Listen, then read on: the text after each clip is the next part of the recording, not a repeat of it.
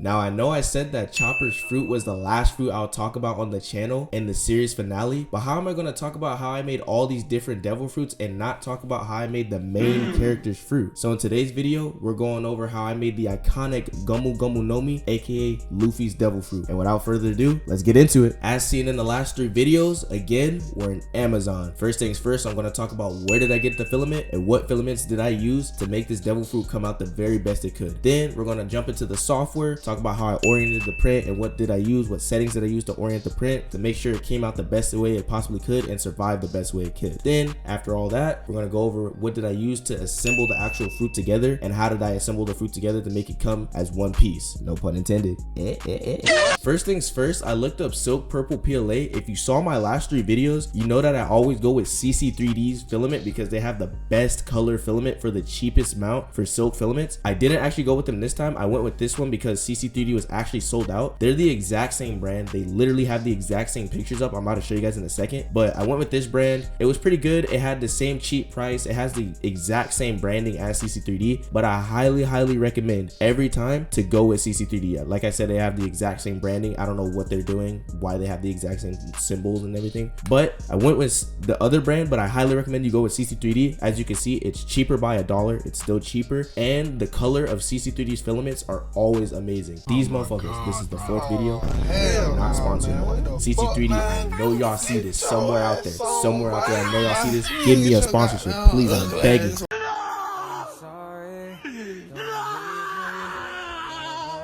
This is the filament I recommend you go with. I went with the other one. It was basically the exact same thing. Silk filaments, it doesn't really matter which ones you go with as long as you have the color that you want. It doesn't really matter. They're all really the same. It really depends on how you tune your settings. If your settings are not right, the filaments will not be good for you. As for the gold, I did the exact same thing. I looked up silk gold PLA, but I knew that I was probably gonna go with CC3D. So as you see here, we have CC3D silk gold. I went with this one because it was the best one, and I trusted CC3D because after Ace, after Long, after making those devil fruits, after seeing how they came out, after seeing how every single color matched each other perfectly, I was like, CC3D is the main brand that I'm going to keep going to with silk filaments no matter what. So I looked up silk gold by CC3D. This is the one they advertised the most, so I already knew it was going to be good. So it was like a no-brainer to go with CC3D, but this is the filament I went with. I highly recommend you go with this because look how cheap it is. $19. It's not even $20 for the full roll of silk filament. Silk filaments, like I said, they run up to $25 to $30. This is $19 for a roll. Highly recommend you go with CC3D. If you're doing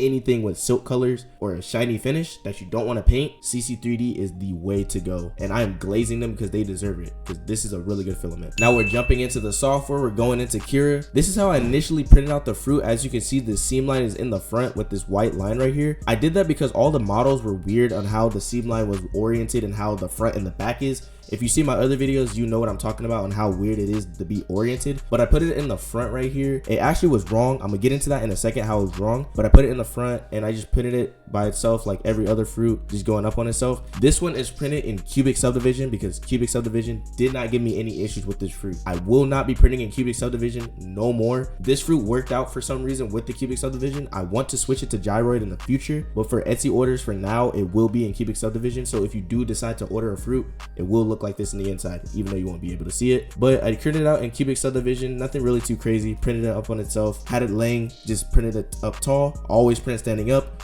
You mitigate the amount of filament used and your prints will have the most survivability and the best quality. So always print standing up. I will die on that hill. Like I said in the last clip, right there is the seam line. So this is technically the front of the fruit, but if you put the stem in and make it lock in, this is the front of the fruit right here. So it was a little weird getting that like disconnect. A lot of people would say it doesn't even matter, but to me, I just want it to be in the back so nobody can see the seam line at all, even if you tried. But that's what happened with the fruit. I had to reorient it, as you're gonna see in the next clip. I had to reorient it to a whole different side of the fruit so it cannot be shown at all. Now, as you guys can see here, this is the new and updated version of the fruit. I put the seam line on the right side because the right side is technically the back. I don't know if that makes sense, but the model is just the way the modeler made it is the right side is the back of the fruit. So I just put it on the right side, nothing too crazy. I just switched the seam line. Settings are still the same. It's still in cubic subdivision. Everything's the same. So if you do order from my shop, this is the way you'll get the fruit, and it'll be the better way, in my opinion, the better way possible. Nothing crazy. Like I said, printed it standing up, and that was basically it. I just put it on the right side, and this is the back. This is technically the front, so there's nothing here, and these are the two right and left sides. Now we're on to the branch. I printed it standing up because always print standing up. The seam line is in the front. I did that by mistake. The seam line is supposed to be in the back, but every single time I printed it with the seam line in the back, it would fail over and over and over again. Then I started printing it just like this. It'll fail again over and over. I printed it laying down, fail again. So every other way that I printed it besides this way and laying it flat is the only way that it worked. And I printed this with, I think I printed this with cubic subdivision. I don't think it really matters for the branch. Yeah, I printed it in cubic subdivision. Every single other way that I printed this out, it would fail. I think I have some clips of the failures. If I do find the clips, I'll put it up on the screen, but I failed over and over. This was probably the hardest branch to print out because it kept failing for some reason over and over again until I did it this way with the seam line in the front or laying down, and that was the only solution that I found. Now last but not least, we got the assembly. How did I make it connect together and become one piece?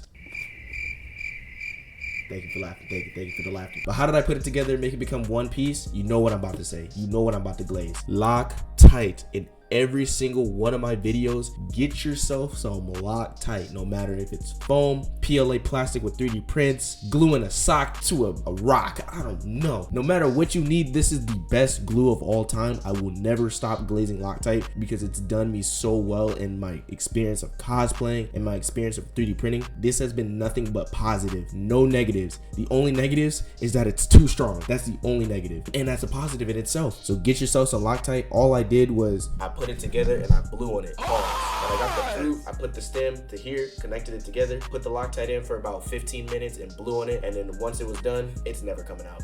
I don't even have fear that it will drop out. This will never come out again. It's stuck in there for the rest of eternity, for the rest of time. So get yourself some Loctite. You will not regret it. That's gonna do it for this video. The actual finale of the Devil Fruit series, my second favorite series. The Prowler series is easily my favorite series, but this is my second favorite series that I made. Thank you guys so much for watching this video. Thank you guys so much for this, all you guys' support. I love you guys so much. I can't stress it enough and how much you guys motivate me to keep pumping out these videos, to keep cranking these videos. If you guys do want a Devil Fruit that you've seen in any of the Devil Fruit series that you want to buy, I do have the Etsy shop in the description of every single video. It supports me. Thank you guys so much for doing that. If you guys even want to look at the shop, that supports me as well. If you guys even want to just watch the video, drop a like, drop a subscribe, that supports me. Anything you guys do will support me to keep going further. So thank you guys so much. That's gonna do it for this video. I hope you guys have a great rest of your day, your night, whenever y'all motherfuckers is watching this video. And as always, D and B on top.